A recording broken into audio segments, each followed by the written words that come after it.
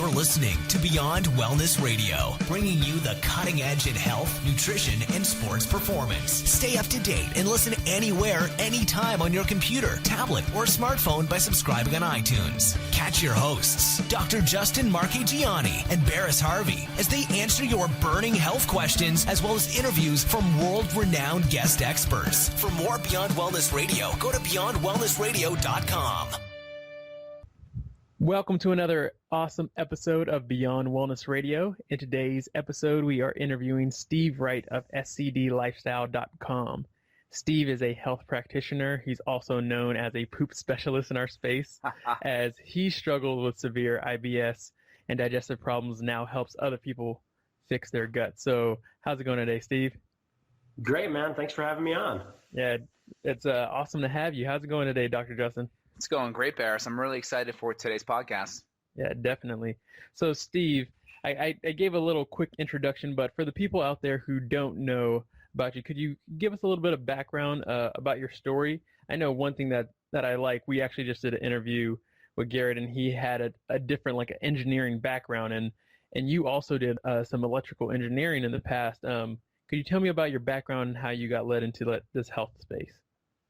Yeah, definitely. And that's actually what I tend to call myself, is a digestive engineer or health engineer. Mm-hmm. I have for the past 2 years worked with people one-on-one, but I've recently stopped doing that. So I guess I'm no longer officially any sort of practitioner. But yeah, it's sort of everybody's story on how you end up in this space. I had an issue, and no one in the modern medicine system was giving me any relief at all, not even a small amount. And so my background from college is electrical engineering, and I think what engineering college does teach you is it teaches you to be okay with really complex problems and problems that have unknown parts of them.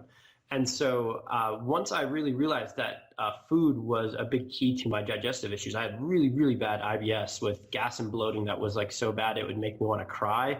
But then when I farted, it would feel so good, but it would smell so bad. It was like those really bad farts that nobody wants to claim, like you're afraid something died in you. So it was, a very diabolical problem every time I had to eat. But I had all kinds of other symptoms. That was just my big pain point. I had cystic acne. I was 30 pounds overweight. Used to be 60 pounds overweight. All these different issues. And one of my good friends, Jordan, my business partner now, he was celiac and was getting no help from gluten-free. And a practitioner put him on the specific carbohydrate diet, and he started getting better. And so in a moment of fury and just tears and upsetness, I called him one day, and he convinced me to give it a shot. And 3 days into changing my diet, my gas and bloating was gone. And so at that point was when I felt empowered and suddenly had started to take a little bit of responsibility for my own health and not outsource it to everything. And so between kind of being angry and really sick, that kind of led me to sort of own my training and as far as problem solving goes and take responsibility. And so it's been a 5 to 6 year process now of, okay, well, that feels better, but how much more energy could I have? How much, can I have clear skin? Could I go from a very strict diet that worked really well to a diverse diet that's like 80-20? Can I do a sprint triathlon? Can I, go backpacking for multiple days up in the Rocky Mountains? And just kind of every layer of sort of getting my health back to levels I never thought existed. And then each time I find something that works, I try to turn around and educate the public about it or create some sort of program to allow people to do it cheaper, better, faster. Definitely. That sounds good. That's a good overall view of what happens. And I like the fact that now, you had to go on a strict diet because of how much healing you needed in the past, but also where now you probably could be a little bit more lenient and not so strict on your diet. Do you still have to be pretty precise? Do you notice like a definite change when you eat like maybe the wrong foods, or is your body a little bit more, should I say, resilient to that now? I definitely have a much more resilient health perspective at this point, or health level at this point. I can eat gluten for like a meal or two. Anything more than that, my skin will like instantly begin to break out, and I'll immediately feel some fogginess in my brain sometimes as well. So I still have sensitivities to some types of foods. And in general, I eat, all whole foods. Typically, if I do go out, I'm going out to the best restaurants, eating very much like a paleo with some Weston A. Price sort of mixed in. So, I will eat legumes like once a week, properly prepared. Obviously, I'll eat high quality dairy from time to time. But in general, 85 to 90% of my template diet is meats, fruits, vegetables, healthy fats, that type of thing. That's awesome. That's awesome. So Steve, this is Justin here. A couple questions for you on the SCD diet. I use that diet with my patients quite frequently, especially ones that have ulcerative colitis or Crohn's disease, etc. And I'll also use the GAPS diet or the intro phase diet for GAPS. And I'm just curious, how do you, when you were working with patients, how would you apply the SCD versus GAPS, and when would you choose one over the other? Great question. So essentially what we use at SC Lifestyle and what I would use with people is basically the best of both worlds. So in my opinion, the specific carbohydrate diet as it was written by Dr. Sydney Haas or as it was written by Elaine Gottschall in her very popular book, Breaking the Vicious Cycle, is incomplete. And the work that Dr. Natasha Campbell-McBride has done with the GAPS diet, again, all of these people are amazing and they've helped save my life. So this is not a sort of a walking on them. It's much more of we need to continue to further the ability to help people. And so both diets by themselves in silos have disadvantages, and they don't seem to produce consistent results for the majority of people who try them. They seem to maybe only serve 60% or 70, something like that. Steve, real quick, just because I think that some listeners might not know kind of the overall, what is, before you kind of go into what you do with clients, could you go a quick brief overview of what the SCD lifestyle or the SCD diet kind of consists of, and also what the general basis of a GAPS diet is? Sure. Yeah. So that's a great point. We should probably define what we're talking about here. So great point, Barris. So the specific carbohydrate diet started in the literature in the 1920s.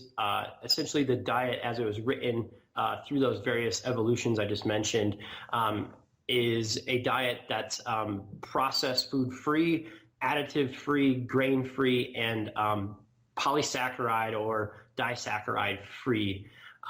Even though that's a little bit of a debate right now if you get into the minutiae. But essentially what is allowed on the specific carbohydrate diet are properly prepared legumes, some fermented dairy such as cheese or homemade yogurts, meats, fruits, vegetables, nuts, all of those types of things. And there are specific, for instance, Elaine Gottschall chose to not include seaweed and multiple other specific parts of foods that have polysaccharides. And the basis for that is just that when your gut's really messed up, you can't break down those carbohydrate chains and actually absorb them, and they end up feeding bacteria or feeding the gut dysbiosis that might already be going on. So Dr. Natasha Campbell-McBride saw the gold in SCD and took that and made it as the underlying foundation of GAPS. And what she did was she essentially innovated on top of it to really help her autistic son. And so she removed dairy from it. And, because a lot of people do have dairy allergies and totally understand that. She also added in juicing. She added in like some specific probiotic recommendations. She did come up with like a lengthy intro diet, whereas SCD had a sort of an initial phase diet, like 3 to 5 days, whereas the GAPS intro phase can be much longer. And so, both of them have a lot of merit and they've helped a lot of people. And I think Dr. Natasha Campbell-McBride totally hit on something that we also abide by at SC Lifestyle, which is that dairy is very reactive. And we personally tell everyone no dairy for 30 days, always be testing it. And then if you do happen to be okay with dairy, I think it's a really powerful food group that you shouldn't completely exclude. And so that's one of my sort of beasts with the GAPS diet. And so as far as like, how do we use either one? It's a great question. So essentially it comes down to, I think, creating your own custom diet, and these both diets could get you there. My beef with GAPS really is that the juicing can be overtaxing. Like, you're already learning how to cook and how to shop again, how to clean up. And so if you want to add on top of that another layer of juicing, those are more skills and more money, where the bang for the buck only seems to be there for a certain set of people who have really bad detoxification issues. And for other people who have like SIBO or other, and that's small intestinal bacterial overgrowth, or other really bad gut dysbiosis, the actual juicing can really affect them. And if you have someone who switches diets in the first week or two and all they do is feel worse, they're not going to stick with it. And so once again, I'm not against juicing. I just think it's something that you add later as you begin to jump into this lifestyle. So basically my overall thing is start with meats, fruits, vegetables, cook everything. And we have like phasing charts over at selifestyle.com, but kind of staying away from actually the cruciferous family at the beginning, because those can be hard to break down because they're a little bit more complex molecules and fibers in those, and really just starting from a cooking standpoint, and very much sort of, the GAPS intro can be like no fruits and vegetables. And I think that works for some people, but in general, from a satiety standpoint and from a ability to stick to a diet, I think there needs to be some sort of compromise there. And so that's kind of what we try to do at SE Lifestyle, is like, we saw these people failing in multiple ways, and we're like, okay, let's just take the best practices and sort of begin to coach people through that. Awesome. Those are some great points there, Steve. So looking at the SCD and looking at GAPS, one thing I notice on the GAPS side is a big emphasis in bone broths. I don't quite see that on the SCD side. So I just wanted to kind of figure out how you apply and how you use bone broths. And just one layer on top of that is I kind of want you to go into FODMAPs, because I know even in the GAPS intro, they still, talk about adding in broccoli and cauliflower and even onions at some points. And I see in the intro diet, they even mention apple cider and things like that in 1 and 2, and then avocado, I think, in phase 2 or 3. So I wanted to get your take, just to rehash that, on when you apply broths, and do you ever take FODMAPs 100% out of the equation? And you probably even want to go into what FODMAPs are too. Yeah, that's lots of stuff to unpack there, but great questions, Justin. So let's start with the bone broth. Bone broth can be like this amazing healing food, and I do think it should be very much a part of a healthy person's, or a person who can digest it, very much a part of their life. Hopefully you're having it on a weekly basis, if not a more often basis than that. Some people love it every day. And I think it's a great food for that. So I love the fact that the GAPS diet really elevates bone broth and talked about it a lot, because it does seem to be like a needle mover for a lot of people. And so I think we have to always keep our eye on the different needle movers, because something like maybe supplement X, it's really good for your health, but it's maybe not going to like really cause massive change in a month or something like that. Whereas bone broth could have the potential to do that. So my thoughts on it are we typically add it in a little bit later, after the first 30 days or so, and always looking out for fat malabsorption. Because there are a lot of IBD people, for instance, or people who are still misdiagnosed or undiagnosed, who have just a really wrecked gut.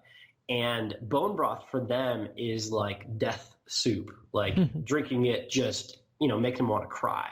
So I think it's worthwhile to let people know, like, if you can't already tolerate a lot of fatty foods or anything like that, or you have like some really bad gut dysbiosis, sometimes it's better to wait, 4 to 8 weeks before you begin to slowly introduce bone broth. And the same thing could be said for probiotic foods. GAPS is really, really big on probiotic foods, and I love that as well. But again, there's the really, really sick people who need to have a gradual introduction into all of these things. Like, for instance, my business partner, Jordan, he had to start with 1 strain of sauerkraut per day for like months. It took him like 2 or 3 months to get up to like 2 or 3 spoonfuls or forkfuls of it. And so look, that's where I guess sort of I think that first 30 days is really key for just keeping it really simple and trying to keep the diversity a little high with fruits and vegetables, but also, as you mentioned, watching out for FODMAPs. So FODMAPs, is this fascinating diet out of Australia, and I think it's a really cool new take on foods and how they impact us and how the gut flora is impacted from them. In general, I think at a 30,000 foot view, my experience with FODMAPs is that the more intolerant you are to FODMAPs foods, the more damaged and the more destroyed your gut is. And so removing them, if you are intolerant to them in the beginning, can be sort of like a life changer. Like your quality of life can immediately go way up. However, I don't think they're a class of foods you want to keep out forever. Like you mentioned, onions and broccoli and cauliflower, like these are very powerful, great foods that we should use later on in a very healthy diet. But I think that sometimes for those people, they just have to heal their gut a little bit longer before they can reintroduce those. Excellent points. Yeah, that makes a lot of sense. So it's basically a certain level of making sure that you're healthy enough, or you take like a more therapeutic approach to where maybe you have to kind of babysit and be kind of delicate on what foods you introduce until that gut's kind of cleaned up, and now you can actually take some of the nutrients out of these other foods that might be harder to digest. Yeah, I mean, let's face it. The diet that you should be following is like, for me, it's the Steve diet, it's the Barris diet, it's the Justin diet. And your gut flora, my gut flora, our epigenetics, all these things are different. And they're also different depending on where you are with your health and your life. So in the beginning, you might have to get a very restricted diet, but don't label foods as good or bad. Just label them as good for me or good for me right now or not good for me right now. And based on whether you can digest them or not digest them. Mm-hmm. Definitely. That sounds good. So you were just talking about how some people have a problem digesting fats. And it's funny because we also talked about how people could have problems with breaking down the carbohydrates. And oftentimes when people are backed up and have constipation, I know a lot of people, they like to bulk up with like psyllium husk or just pack a bunch of fiber in order to get things moving along. But I like how you have a little bit of a different perspective. Could you, for the listeners out there who might have some constipation issues and they're just trying to stack up on psyllium husk, could you give them some other advice on how they can maybe help with the constipation issues? Yeah, so I guess my counter perspective is that fiber from whole foods is really the kind of fiber you want. And supplementing with psyllium husk is basically you're going to try to do the same thing. If this analogy makes sense for you, this is what you would be doing with psyllium husk. So let's say that, since we're talking about poop, you take a big dump and you plug your toilet and you go to flush and nothing happens. Would you pull out more toilet paper and start to shove it in the toilet to make that? No, it'd make everything worse. Right. So that's sort of the same thing with psyllium husk is, it's sort of like a plugged toilet in a way. Would you dump a bunch more poop basically into your system, hoping that it's just going to unclog it? Some people it works in the short run. Myself, and how most people actually experience it is that it's either going to make a bunch of bloating and really hurt, or it might work for a week or so, and then all of a sudden you notice that you need more and more and more. And through this process, you might actually be damaging your colon just because you're creating so much feces. So my take on that is it's not a amount of poop problem that constipated people have. It's the inability to get rid of it. So there's an evacuation problem going on, not a lack of poop to get rid of. Mm-hmm. And so, there's lots of ways that we could do this without using psyllium husk and some of the herbal laxatives and enemas and things like that. And that's through substances that either help with peristalsis, which are the waves that actually move the food through your stomach and then obviously get rid of your stool. And then there's also substances like vitamin C and magnesium, which are nutrients that your body could absorb and could help you in that regard. But when you overdose on them or begin to sort of micro overdose on them, they'll actually draw some water into the digestive tract and sort of begin to help move things along or soften the stool and kind of get it along. So I really prefer those sort of short-term interventions with vitamin C and magnesium, and typically magnesium glycinate or citrate. And then long-term thinking about why, what's going on here? Why isn't the peristalsis happening? Do you need more probiotics or more fiber from whole foods? And beginning to try to get to the root cause of why you're constipated in the first point. Excellent points. Great point, Steve. Now, I work with a lot of patients, and I find gut infections are, strongly at play. Lots of different parasite issues, whether bacterial issues, H. pylori, chronic fungal overgrowth, SIBO, and a lot of these infections, they produce toxins, right? So we know endotoxin or lipopolysaccharides.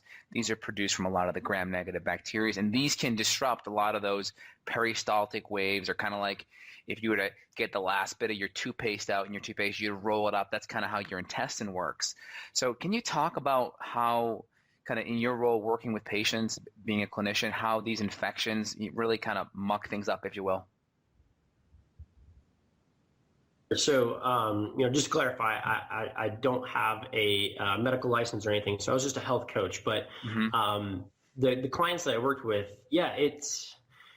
GI infections are extremely prevalent, and people are not getting this message. They're not hearing this message. If you sort of poll the community, and I'm sure what percentage you saw, Justin, but like Dr. Tom O'Brien sees 70 to 80% of every person who walks into his clinic, whether they're complaining about GI issues or not, have a gut infection. I've heard Dr. Lauren Noel talk about around 80% as well. Agree. Okay, cool. Yeah. Totally so, and that's pretty much what we saw too, is 80 to 90%, for the people that we are working with. So it's a really high percentage. And so, exactly. Those infections do a lot of damage. Number one, they could shut down the peristalsis waves. Number two, all those toxins are definitely going to be causing inflammation and probably leading to leaky gut. It's really the root cause, especially constipation. Like constipation to me is like a huge, massive red flag that there's probably some sort of infection that you want to go and get tested for. Yeah, that's great. And I also have a site called fixyourthyroid.com, and I talk a lot about thyroid issues. And I see on your blog here today, you did a blog on, is your thyroid destroying your gut function? Could you touch base on the thyroid-gut connection, Steve? Yeah, sure. So that's, so I'm sure you've mentioned this before, but every cell in your body needs thyroid hormone. They need, at least T3 to function. And so the thyroid is extremely important. And if you look in the research, there's a high prevalence of thyroid disorders and inflammatory bowel disease, celiac disease, and thyroid disorders are very high. So it's kind of fascinating to think that these two, there's a gut issue that's diagnosed, and then typically, or at least you have a much more increased risk of ending up with some sort of thyroid autoimmune disease as well. And I think a lot of what's going on here is you have a couple of things. Number one is that if you're not, if there's not enough thyroid hormone ending up in your gut cells, the peristalsis waves, this is shown in research, the peristalsis waves will be either slowed down, or the strength of them, their ability to sort of squeeze out, like you're talking about with the toothpaste, will be diminished as well. And that's just because the cells are not getting enough of the hormone signal to do the job that they're supposed to do. Now, if you're hyperthyroid instead of hypothyroid, then you could be causing like diarrhea or something like that. And the really cool research that's coming out that I'm really pumped about, and I'll be writing more about in the coming weeks, is that they're now showing that maybe up to 20%. I mean, this is really new stuff, but all we really know is that the gut flora plays a big role in the conversion from T4 to T3. And so I know this isn't perfect science, but I think it's easiest to remember T4 is sort of the inactive form of thyroid hormone, more of the storage part of the thyroid hormone. Right. And T3 is the one that everybody wants majority of the time. And so the gut flora help with not only the conversion of T4 to T3, but they also store some of the T3. And so if you have a disrupted gut flora, you might have poor conversion. And then that's going to feed a signal back to begin to make more thyroid hormone. And it can continue these bad feedback loops and really begin to cause a bunch of issues. And conversely, maybe you're eating an SCD diet or a GAPS diet. You've gotten rid of a gut infection, but you're still having to rely on magnesium or vitamin C to have bowel movements when it could be just that you needed some sort of thyroid support or some work up there to actually begin to restore full function to the gut. Does that make sense? I don't know if I was kind of talking all around that article. Yeah, no, that sounds awesome. And I mean, like a simple way to think about it, and it's so awesome how complex yet amazing our bodies are when you see something like hypothyroidism and then slowing down the intestines. And we know, like, you know, our thyroid is like our master metabolism kind of gland. And then we see like, oh, well, if you have a hyperthyroid, you might have diarrhea. And it's kind of your body telling you like things are hypermobile, it's speeding up, there's something going wrong. Or if the inverse is happening, it's your body and it's kind of obviously telling you something. And oftentimes it's just so common that we kind of ignore those signals. I mean, I think that's part of, like, you know, every system in the body, like functional medicine, like everything's connected to everything. And so, you know, it could be that the gut is potentially messing up the adrenal, you know, the HPA axis or the thyroid just itself. And it can be the other way. And so I think what you said there is perfect, is really a lot of this is about becoming aware of our bodies again. And I know one of the reasons, or one of the ways in which I got sick was essentially, and it's no fault of anybody's, but it's not like humans, we get like a manual that says, this is how you should relate to your body, and this is what a perfect poop is, and this is what a perfect thyroid is. Like, we don't get that. And typically the process of getting that is through getting back into our bodies and realizing what we're putting in, what we're consuming, and then talking to other people who have like very robust, resilient health. How do they feel? Like, what do they do? And if you can't do what they do, then you're like, oh, interesting. I wonder why that is. Yeah, definitely. So I want to slightly transition. I was actually on a call, and we had like somebody call in, and they were talking about their a client going to their doctor after, you know, they just did these gut panels, and it's funny because we talked about like the infections and parasites, and usually people think like, unless you're swimming in some dirty water in Thailand, like we don't get parasites or infections or things like that in America. But they had leaky gut, and they went to their doctors, and the doctor said, well, it's not real, right? That's not a real thing. I'm not going to treat anything like that. Could you answer this question for us? I mean, I know we kind of know this, but is leaky gut real, and how have you seen that in your practice? Yeah, this is such a profoundly simple question. What's real is what's real to us individually. So in that doctor's point of view, leaky gut's not real to him.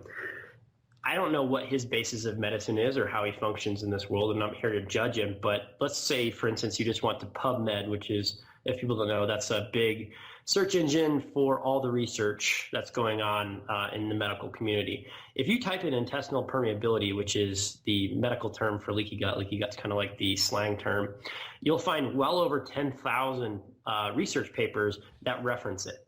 So I don't know, maybe things become real for that doctor at 100,000 references or 12,000. I'm not sure. But what's true is that since the 1980s, papers have been being published since we realized that how the gut actually begins to function is through cells that become more permeable depending on the conditions that are present in the body and outside of the body. And so this is a known fact now, that there's a such thing as a permeable gut, and that's actually how the gut cells function. The problem is that this is just beginning to be taught in medical schools. And as most people know, your average family practitioner and even most gastroenterologists and people like this, they got out of school a long time ago. And to be honest, they're not interested in learning new ideas. They're just interested in going to a yearly conference or two and brushing up on the paradigm that they bought and paid for and worked really hard to get. So I think at this point, the patients out there have to decide whether or not they believe it's real. If they believe it's real, then it's time to fire your doctor and find someone who believes the same thing you believe. I mean, if you believe that you should pay your taxes, but your accountant said don't pay your taxes, you would probably fire that accountant and go with the one that believed what you believed. So the same thing applies to medicine. Doctors are there to serve you. And that's not how it's always been portrayed, but that's really how the world works. When you buy a consultant, they're there to help you. So if your consultant's not acting in a way that you wish they would, it's time to fire them. Awesome points. Yeah. And Steve, just so you know, 10,842 for intestinal permeability on PubMed right now as we speak. That's so awesome. It's creeping up. I'm going to get to 11,000 here soon. I know, right? So you kind of touching back on the doctor's paradigm and being a physician myself and working with lots of patients, you come to the resolution that what you're learning in school and what you're learning in your textbooks is about 20 to 30 years old. So to be on top of things and to really help your patients, you have to be studying what's clinically working now, talking to other doctors, going to cutting edge conferences where you're learning the application of what's happening now. What are the best tests? What are the best things we can use supplementally, diet-wise, lifestyle-wise to fix these things? And also we have to step outside the insurance model because a 5-minute doctor's visit isn't going to be enough to get the information to teach our patients. So can you talk about kind of the functional medicine model versus the insurance model? Yeah, sure. So I love analogies, right? So I think this is how the insurance model works. It's much like the public school system. So if people can think about the public school system, they've probably thought about that more than the insurance model. But the teacher and the doctor are the same role. So in the public service or the public school model, the teacher is told exactly what they must teach. They have exams that their students are measured on, and if they don't get their students to that certain grade, then they could be fired. They get specific kinds of pencils. They get specific textbooks, regardless of what they want to teach. They're told how they have to teach and what exactly the takeaways are. Well, that's the exact same thing that's happening in the medicine world. So I really don't fault doctors. I do think that obviously, like yourself, Justin, like you decided that you're going to do something different, and you've decided to take more responsibility, more investment into your profession. And there are teachers, there's standout teachers who do the exact same thing. They buy their own markers, they buy their own stuff. But that takes a really special person. And so if you want to subsist inside either system, you have to realize the standard of care that's practiced there. And so in the insurance model, the insurance companies dictate exactly how those doctors have to function. And if they don't follow what the insurance company said was step one, it can go so far as the medical review board could remove their license. Wow. And so their license is what they've paid hundreds of thousands of dollars in 8 to 10 years of their life to get. So they're stuck in a really rock and a hard place position here. And so that's where you almost have to step outside of the system and go over to this non-insurance based model where a lot of the functional medicine practitioners practice.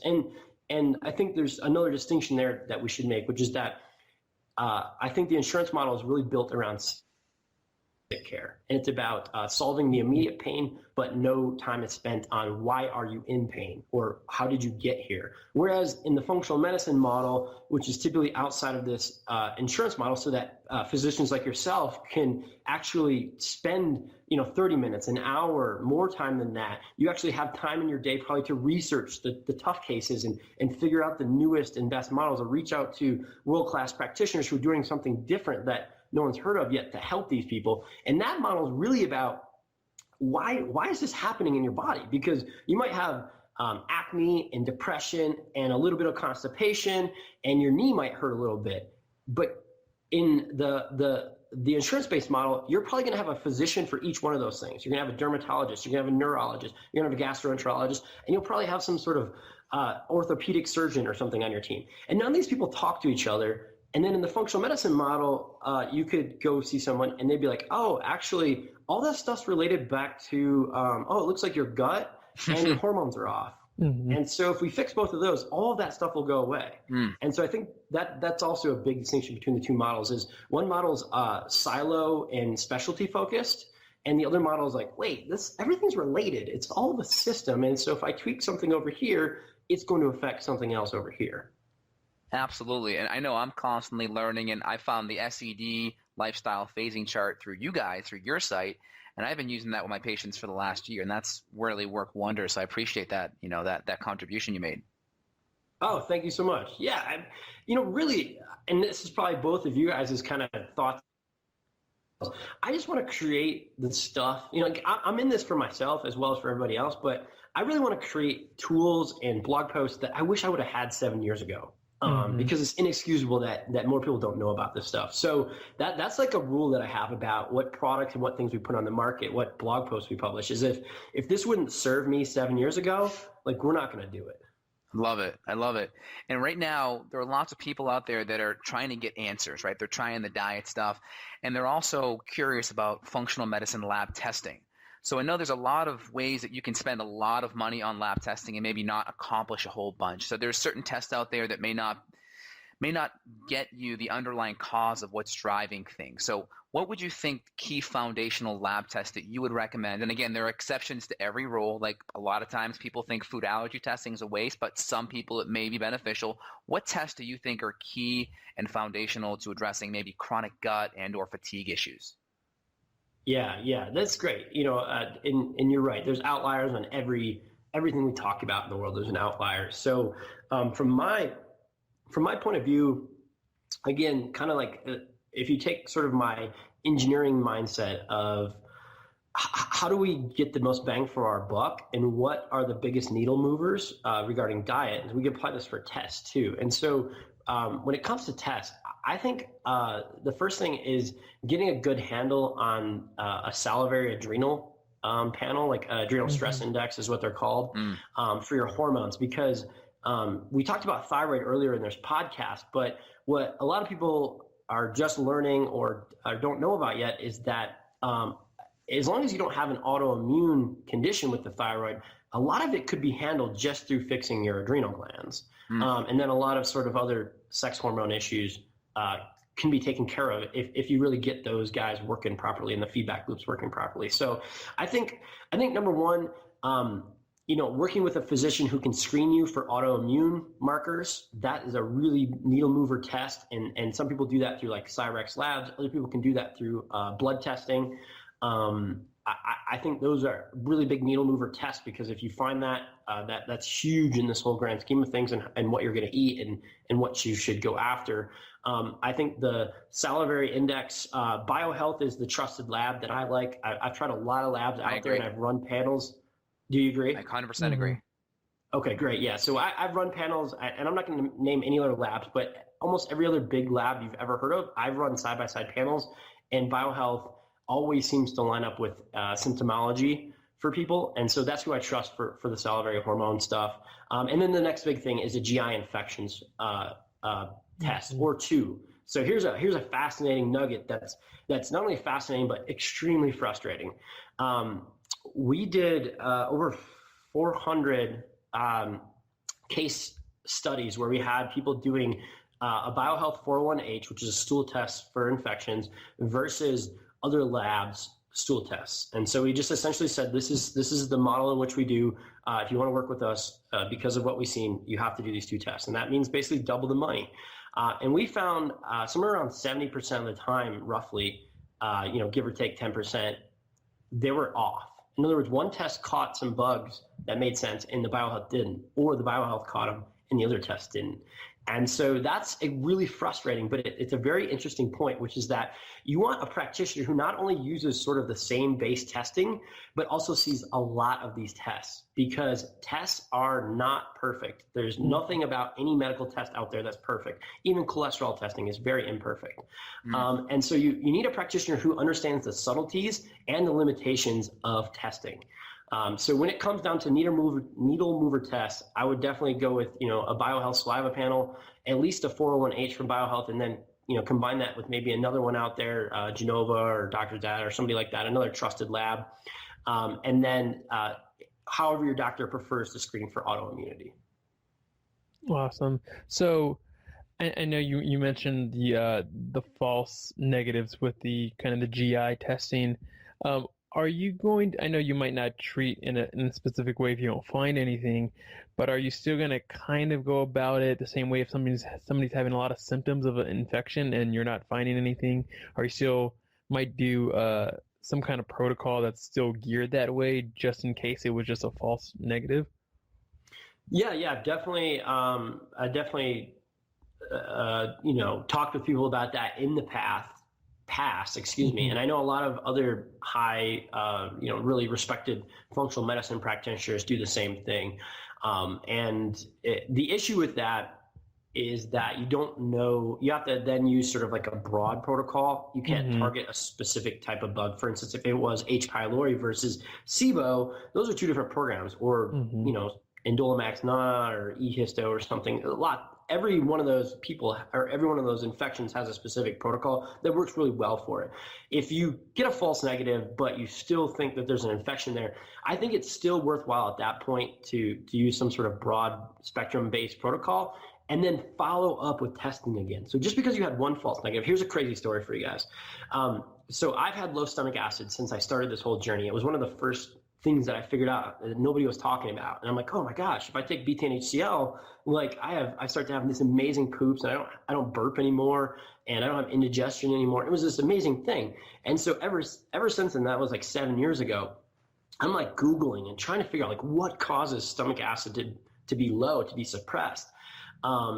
And there's lots of different things, but the main one out there typically is H. pylori. And so for years, I'm like, I have H. pylori. I know I have it, but I have like 2.5 years worth of tests that are negative, no H. pylori. And so we never treated it because there was never anything there. And we're talking all kinds of different labs, all kinds of different ways of testing.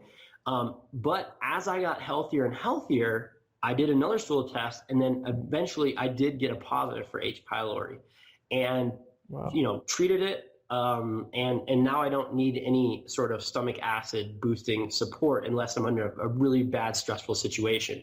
And so the moral of the story here is, number one, tests in and of themselves, just done once, are almost worthless. You need to continue to do testing over time.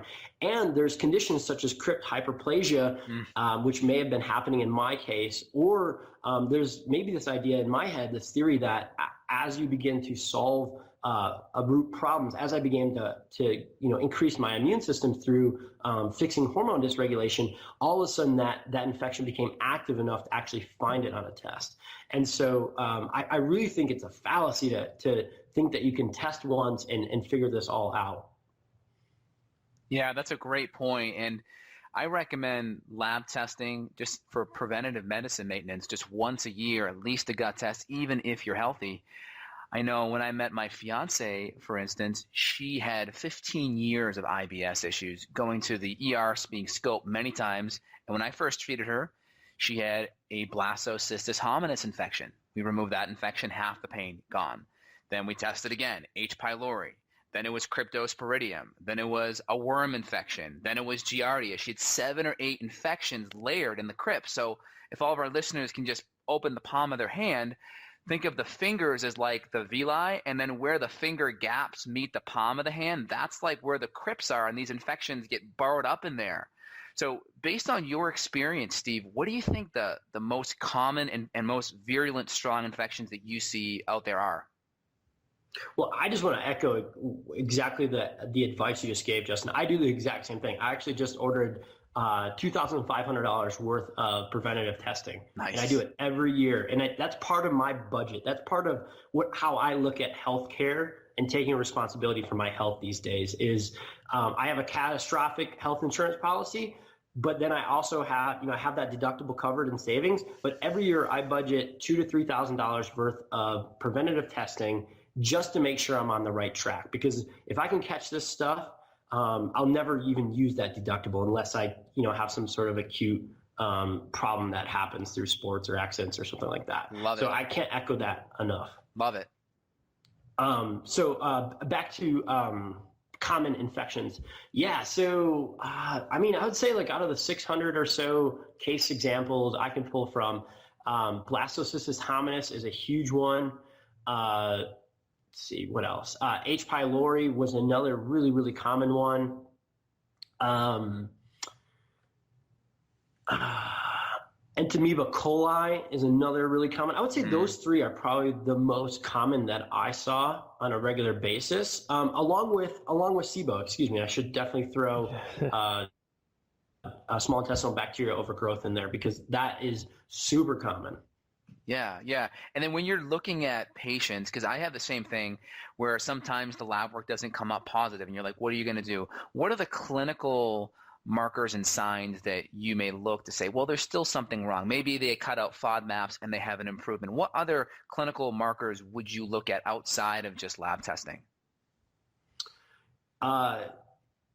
Yeah, I would look at, number one, any gas or bloating at all is indication to me that there's likely low stomach acid plus some sort of overgrowth. That to me, those are really big red flags for either or both conditions because they sort of feed each other.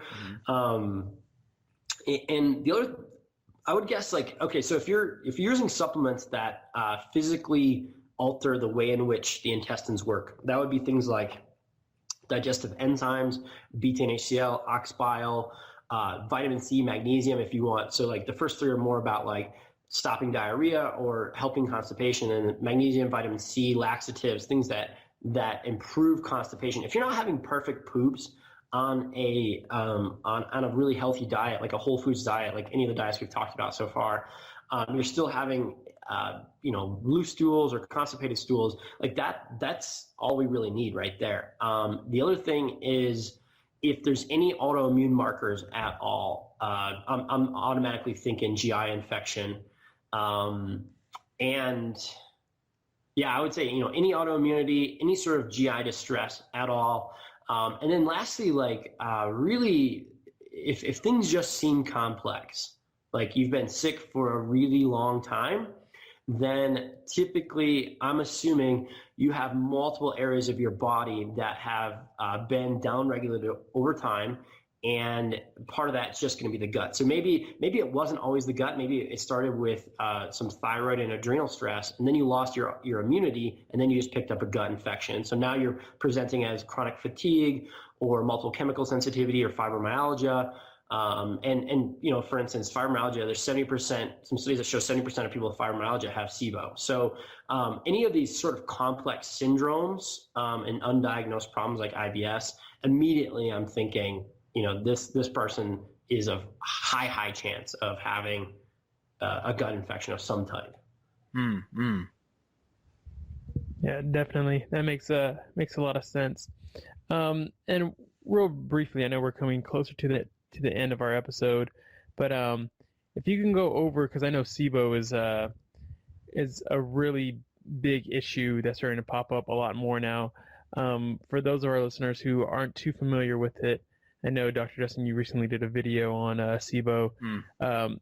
Could you go into a little bit more into SIBO and just talk about how you might get this overgrowth and kind of what's a little bit of behind the mechanisms and maybe some ideas of how to get rid of it as well?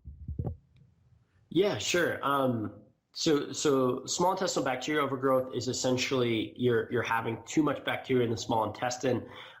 It could be beneficial strains of bacteria. It could be it could be just neutral bacteria or even bad bacteria that are overgrowing. But essentially what's happened is most of your bacterial growth should be in the large intestine, not in the small. And somehow you now have a colony in the small intestine that is essentially, producing a lot of gas. They're just being bacteria. Bacteria are very, very simple. I mean, they eat and they give off a byproduct. But it causes, the symptoms that it causes are very intense and can be very debilitating depending on the level of overgrowth and the length of time. The ways in which you get it are almost too numerous for us to even go into on this show. It's a wonder that your average sick person in America hasn't gotten it. A lot of people do have it, but essentially once you combine stress with one bout of gastroenteritis or, just like food poisoning or something like that, your chances of having SIBO go through the roof. And some of the new research is starting to talk about the fact of just one round of gastroenteritis, something like that. Every time you have one of those, your chances of SIBO are through the roof. But there's lots of other things you can have. valve malfunctions in your intestines. Low stomach acid really feeds into it. Essentially, how you're going to beat it is that those bacteria need a food source. So it's just like if you dropped a spoonful of peanut butter on a sidewalk, the ants and the animals are going to come running. And so that's essentially what's happening in the small intestine. There is a food source, and biology is just taking over. Like there's going to be a something that's going to step up and fill that role in the community. And so reducing the food source through diets like the specific carbohydrate diet, through the GAPS diet, is one way to begin to lower the community. But a lot of people will need either a antibiotic protocol with typically rifaximin, maybe some other add-ons, or a herbal protocol to really get rid of it. And from my personal opinion, and it's I guess one of the leaders behind the specific carbohydrate diet at this point in time, I do not believe that you can starve out SIBO. I've been working on it with myself and working with people for over 6 years now. And this idea that you can starve out a SIBO thing or a Candida thing infection, I think that's just a giant myth. I totally agree with that. I see that all the time with my patients where we have to use a combination of herbal medicines, whether it's higher dose oil of oregano or berberines and golden seal or higher dose artemisia. I 100% in agreement with that. Awesome. Yeah, and I would just say if people are listening to this, they're like, man, I did that too, and it came back.